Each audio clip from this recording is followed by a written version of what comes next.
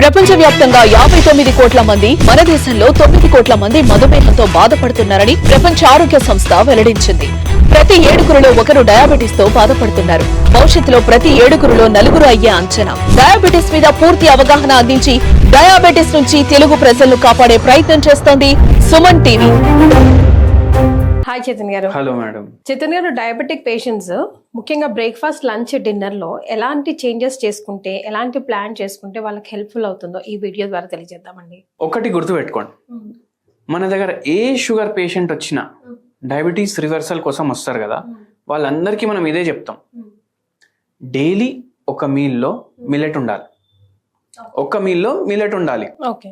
జొన్నలు, రాగులు, కొర్రలు ఏదో ఒకటి ఉండాలి. అది ఏ రూపంలో అయినా ఉండాలి. ఒక మీల్లో రైస్ ఉండాలి. ఓకే. అందరు ఏమనుకుంటారు, రైస్ తినొద్దు అని ఆశ అనుకుంటారు. ఒక మీల్లో మిల్లెట్స్, ఒక మీల్లో రైస్. ఇంకో మీల్ మీరు ఫ్రూట్ అన్నా, సాలెడ్ అన్నా, వెజిటేబుల్స్ పెట్టుకోవాలి. 3 మీల్స్ అయిపోయినాయి కదా. అందరికీ ఇదే చెప్తాం. కానీ వెరీ ఇంపార్టెంట్లీ ఒకటి మీకు చెప్తాను, దాని బదులు ఒక కేసు కూడా చెప్తాను. ఒక పేషెంట్ కూడా ఇట్లనే వచ్చిండ్రు. HbA1c 9 ఉండే. ఓకే. ఏజ్ 40 ఉండే. ఎంత ఉండాలి 40 ఏజ్ కి? 40 ఏజ్ ఉన్నా, ఏ ఏజ్ ఉన్నా, ఇప్పుడు కొత్త ఏవైతే నార్మ్స్ వచ్చినాయి దాని ప్రకారం 5.7 కింద ఉండాలి. ఓకే. అయితే ఏమైంది, మనం చెప్పినాము ఒక పూట జొన్న రొట్టె తినాలి, ఒక పూట మీరు ఫ్రూట్స్ తినాలి, ఒక పూట రైస్ తినండి. సరే, హెల్ప్ అయినరు. 4 months తర్వాత మళ్ళీ HbA1c చెప్పిస్తాం మనం. మళ్ళీ 8 వరకే వచ్చింది. నేను అనుకున్నా 6 కిందికి రావాలనుకున్నా. ఓకే. 8 వచ్చింది. మనం అడిగినాం, ఏమైనా బయట తింటున్నారా అంటే లేదు. ఏమైనా ఎక్కువ ఆయిల్ వేసుకుని తింటున్నారా అంటే లేదు. మళ్ళీ ఎందుకు ఇట్లా వస్తుంది అంటే మనం క్వాంటిటీ అడిగినాము. ఓకే. మనం ఫ్రూట్స్ నైట్ టైం తినమన్నాము. ఈయన జొన్న రొట్టె నైట్ తింటుండే. మళ్ళీ ఒకవేళ జొన్న రొట్టె నైట్ తింటే కూడా ఒకటే జొన్న రొట్టె తినాలి. ఈ సార్ 5 జొన్న రొట్టెలు తింటారు.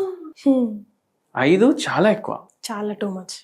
అది నైట్ టైం. అయితే ఎందుకు అంత అంటే నాకు ఆకలి అవుతుంది, నేను కంట్రోల్ చేసుకోలేకపోతున్నా అని అన్నారు.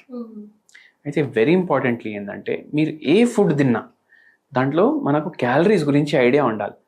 డెవలప్ నేషన్స్ ఉంటాయి కదా, US, UK, ఆడ చిన్న చిన్న పిల్లలకి స్కూల్లో నేర్పిస్తారు ఇది తింటే నీ క్యాలరీలు అనేసి. మన దగ్గర అది నేర్పియారు. కడుపు నిండాలనే చూస్తామే. కడుపు నిండా తిన్నారా లేదా అని ఆలోచిస్తారు అందరు. అవునండి. ఇక్కడ వరకు తినాలి అనేసి ఉంటుంది. జర లా ఉంటే అరే హెల్దీ ఉన్నాను అనేసి అనుకుంటారు. అయితే అది ప్రాబ్లం. అయితే ఇక్కడ ఏమైతుంది, ఎక్కువ క్యాలరీలు పోతున్నాయి, ఇంకా షుగర్ పెరుగుతుంది.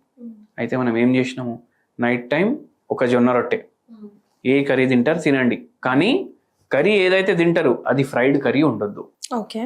బెండకాయ ఫ్రై ఉండొద్దు, పులుసు ఉండాలి. దొండకాయ ఫ్రై ఉండొద్దు, ఏదైనా పులుసు చేసుకోవాలి. మీరు నాన్ వెజ్ తింటే కూడా చేపలు ప్రిఫర్ చేయండి, అది కూడా పులుసు. మీరు ఒకవేళ ఫ్రైడ్ ఫుడ్ తింటే ఇంకా ఎక్స్ట్రా క్యాలరీస్ పోతాయి. సో ఆ తప్పు చేయొద్దు నైట్. మళ్ళీ లంచ్ టైంలో మీకు కావాలంటే ఫ్రూట్స్ తినండి అని చెప్పినాను.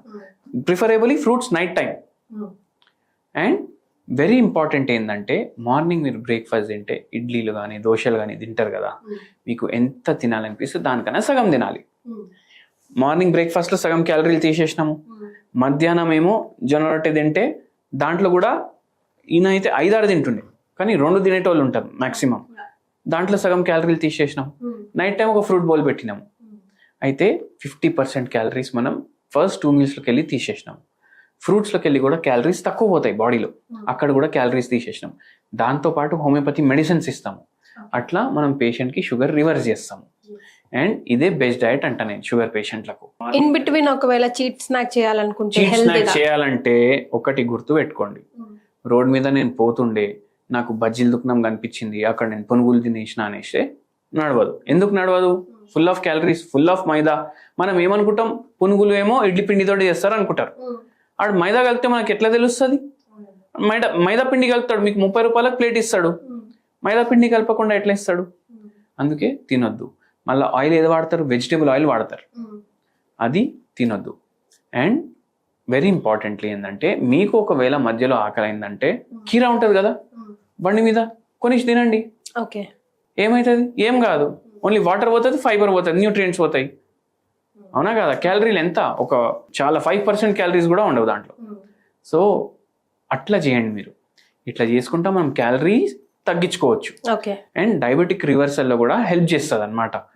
అండ్ మీకు హోమియోపతి తీసుకుంటే రివర్స్ అవుతుంది డయాబెటీస్. అంటే ఓన్లీ మనకు కంట్రోల్ అవ్వడం కాదు, రివర్స్ అవుతుంది. అంటే మీ బాడీ లోపటి నుంచి డయాబెటీస్ పోతుంది, ఇంకా శాశ్వతంగా పరిష్కారం అవుతుంది. రైట్. అంటే జనరల్ గా చైతన్య గారు ఆకలి ఎక్కువ అవుతుంది షుగర్ పేషెంట్స్ కి అని అంటూ ఉంటారు కదా, మరి ఆ క్రేవింగ్స్ ఎట్లా అండి కంట్రోల్ చేసుకోవడం? చూడండి, మన మైండ్ అన్నిటికన్నా స్ట్రాంగ్.